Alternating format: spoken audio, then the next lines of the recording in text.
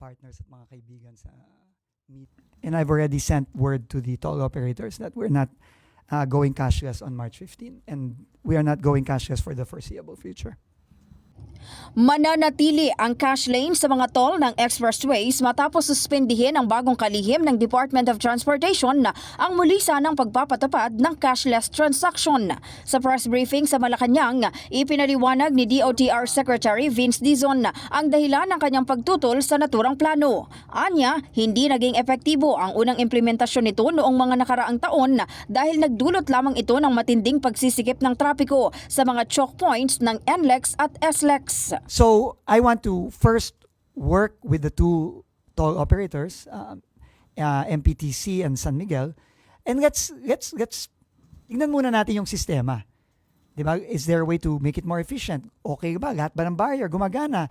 Lahat ba ng RFID nababasa? 'Di ba? Kasi kung may problema pa tayong gano'n at hindi pa halos perpekto yung sistema natin, baka hindi pa panahon para bigla-biglaan tayong mag-cashless. Bukod dito, tinawag ni Dizon na anti-poor ang cashless system dahil hindi anya lahat ng motorista ay may kakayahang mag-load ng malaking halaga sa kanilang RFID accounts. Kaya niyong mag-load sa Easy Trip tsaka sa AutoSweep ng 2,000, 3,000, 5,000. Pero paano yung mga kababayan natin na sagad-sagad ang budget? Di ba? Hindi sila makaka-load. O paano kung sa pagod nila nakakalimutan nilang mag-load. Negative yung balance nila o zero, negative. Ibig mo sabihin, pag cashless, anong gagawin niya? Kalbaryo na naman yun.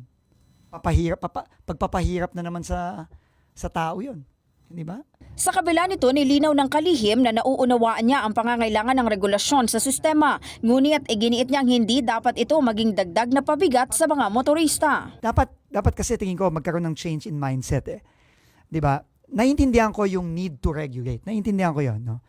Pero kailangan the need to regulate should not result in making the lives of people difficult. Dapat gumiginhawa ang buhay ng tao, hindi pinapahirapan. 'Di ba? Itong cashless na to, tingin ko pagpapahirap ito eh. Kaya hindi ako naniniwala diyan.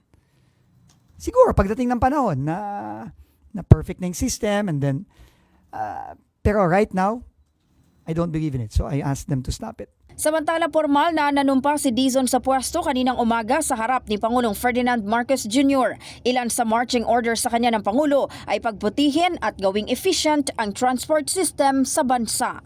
In the heart of changing lives, ito si Brigada Maricar Sargan ng 105.1 Brigada News FM Manila, The Music and News Authority.